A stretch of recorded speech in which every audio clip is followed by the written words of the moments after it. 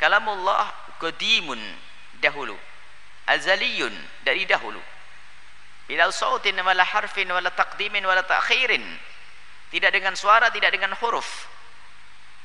Akan tapi bagaimana ditulis di Al-Quran kita, yakni Al-Quran kalamullah qadimun, dahulu. Kalau pencetakannya, iya ini baru dicetak. Tapi kalamullah di dalam isinya adalah kalamullah dahulu. Dahulu dan dahulu. Ditulis dengan huruf.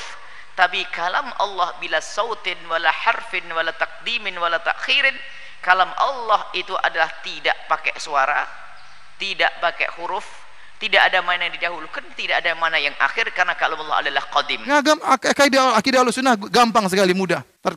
Tatkala masuk filsafat, masuk macam-macam, akhirnya menjadi ruwet dan sulit. Coba mereka bicara Al-Quran. Al-Quran itu Allah bicara tanpa suara, tanpa huruf. Terus waktu Allah mengatakan, wa ma tilka biyaminika ya Musa. Wahai Musa, apa di tangan? Oh, itu bukan suara Allah. Terus Musa dengar suara siapa kalau begitu? Wahai, apa di tangan kananmu, wahai Musa? Qala hiya asaya atawakku 'alaiha wa hushubiha ala ghanami. Ini tongkatku. Nabi Musa menjawab, dialog Nabi Musa dengan Allah. Kata mereka, Allah tidak pernah berbicara dengan suara. Terus Nabi Musa dengar siapa? Fastami' lima yuha. Wahai Musa, dengarkanlah wahyu yang sampaikan kepadamu. Oh, itu bukan suara Allah. Terus gimana? Innani anallah. Allah mengatakan, innani anallah la ilaha illa ana fa'budni. Sungguhnya aku adalah Allah, sembahlah aku. Oh, itu bukan suara Allah. Suaranya siapa gitu? Jin bilang sembah aku. Malaikat bilang sembah aku. Apakah malaikat Jibril berani mengatakan, saya Tuhan, sembah saya? Kenapa dibuat susah seperti itu? Bikin kaidah Tuhan tidak boleh bersuara. Ente kaidah datang dari mana seperti itu? Tuhan tidak boleh bersuara, Tuhan tidak boleh berbahasa. Terus Al-Quran ini apa? Al-Quran ini apa? Oh, Al-Quran ini bukan lafal Allah, ini Jibril yang bikin atau Muhammad yang bikin sallallahu alaihi wasallam. Makhluk berarti, iya makhluk. Begitu perkataan mereka dalam buku-buku mereka.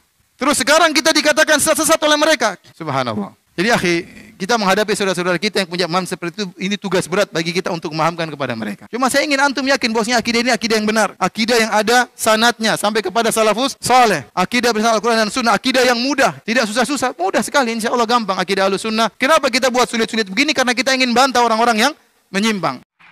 Tatkala Imam Ahmad ditanya tentang Imam Ahmad bin Hanbal, muridnya Imam Syafi'i yang wafat pada tahun 241 Hijriah, ini abad ketiga. Jadi kita sebutkan generasi sahabat, generasi tabi'in, sekarang kita generasi ketiga para imam yang wafat pada tahun 241 Hijriah. Waktu beliau ditanya tentang suatu kaum yang mereka berkata, kallamallahu Musa, kata mereka tatkala Allah berbicara dengan Nabi Musa, lam yatakallam bisautin, Allah berbicara tanpa suara. Rupanya saya katakan tadi, pemikiran Jahmiyah yang menolak Allah berbicara dengan suara sudah ada sejak zaman Imam Ahmad. Pemikiran bahwasanya Al-Quran itu makhluk sudah ada sejak zaman Imam Ahmad. Padahal waktu di zaman Khalifah Al-Ma'mun, waktu itu yang jadi penasihatnya adalah Ibnu Abi Duat. Dan Ibnu Abi Duat adalah seorang Mu'tazilah. Dan dia berkeyakinan bahwasanya Al-Quran itu makhluk. Maka dia perintahkan bahwasanya madhab negara harus menyatakan Al-Quran itu makhluk. Bahkan para ulama dipaksa untuk mengatakan Al-Quran itu makhluk. Kalau ada yang mengatakan Al-Quran bukan makhluk, dibunuh. Sampai banyak ulama yang akhirnya harus pergi. Sampai banyak ulama yang akhirnya harus melakukan tauriyah. Ya.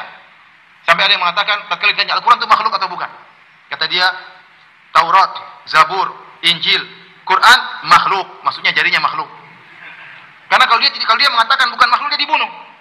Tatkala Imam Ahmad ditanya Al-Quran makhluk atau bukan, Imam Ahmad bertahan. Karena kalau Imam Ahmad mengatakan Al-Quran makhluk, orang akan tersesat semuanya, karena Imam Ahmad adalah imam. Maka dia bertahan sampai disiksa, sampai dicambuk, sampai terlepas dagingnya dari tubuhnya. Padahal Imam Ahmad mengatakan, man qala anal Qur'ana makhluk faqad kafar. Barang siapa yang mengatakan Al-Quran makhluk adalah kafir. Ya, karena Al-Quran firman Allah. Bagaimana kita mengatakan firman Allah itu apa? Makhluk. Tidak boleh sembarangan. Ini bicara akidah ya. Ingat, orang-orang Nasrani dikatakan kafir oleh Allah. Kenapa? Karena menganggap Isa anaknya Allah. Bukan karena mereka merampok, membunuh. Ya, tidak. Tapi karena salah berakidah tentang Allah Subhanahu wa Ta'ala. Jangan dianggap, wah sepeda terserah orang berakidah tentang Allah. Nggak boleh sembarang.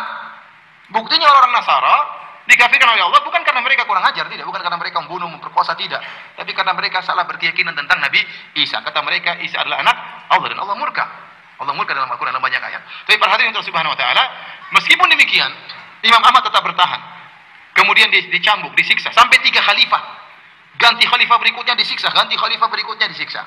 Meskipun demikian tatkala sebagian orang mengajak Imam Ahmad untuk memberontak kepada pemerintahan, dia tidak mau. Dia tidak mau. Karena meskipun perbuatan itu perbuatan kufur, keyakinan tersebut keyakinan kekufuran, namun para pemerintah tersebut punya syubhat sehingga mereka tidak dikafirkan oleh Imam Ahmad rahimahullahu taala. Tatkala Imam Ahmad diajak untuk memberontak, dia tidak mau karena dia tahu mereka tidak kafir, karena meskipun mereka memiliki keyakinan kekufuran, namun mereka terkena syubhat.